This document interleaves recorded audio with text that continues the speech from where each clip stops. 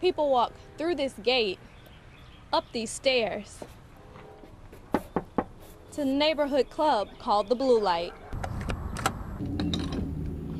And victims go about their everyday life without even realizing that their personal information has just been stolen. This garden is about so much more than just growing vegetables. It's a symbol of rebirth and opportunity for this community. Ronnie Wilson said social media played a huge part in saving her business. Organizers say they expected about 50 bikes to be here today. Instead, they were surprised with an upwards of 60. All came out to show their support for the former teacher, mother, and friend. Disabled veteran Robert Hubert was supposed to be the recipient of a welcome home party today. Instead, Hubert had to be rushed back to the hospital. The 79-year-old veteran is suffering from complications of a mugging 1 month earlier. They tore it up pretty good in there. Over 30 volunteers and 15 local companies have donated money, time, and supplies to help fix up Hubert's home. They're also adding a wheelchair ramp and making his shower wheelchair accessible.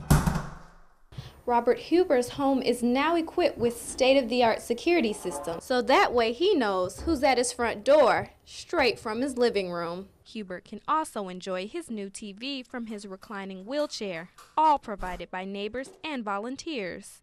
Hubert's daughter, Kim McLemore, says her father's doing well.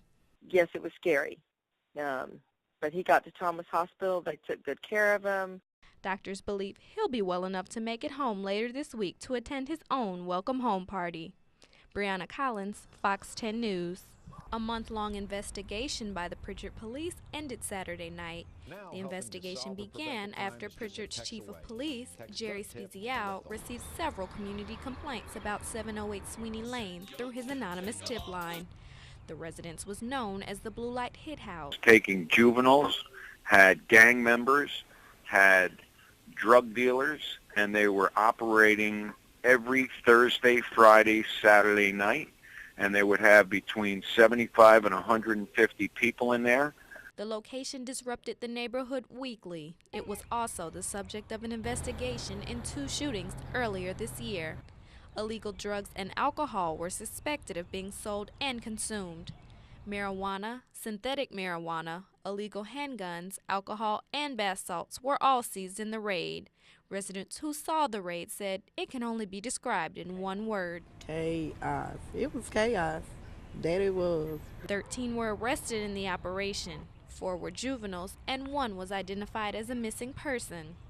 People walk through this gate, up these stairs, to the neighborhood club called the Blue Light. But not all residents seem to think the Blue Light was a community nuisance. I ain't never had no problems out of it. Okay. It was a surprise to me. I mean, it'd be some music, but that's about it. Blue Light just like a club, everybody go there and have their fun. It's just a couple haters, but ain't nothing wrong with the Blue Light.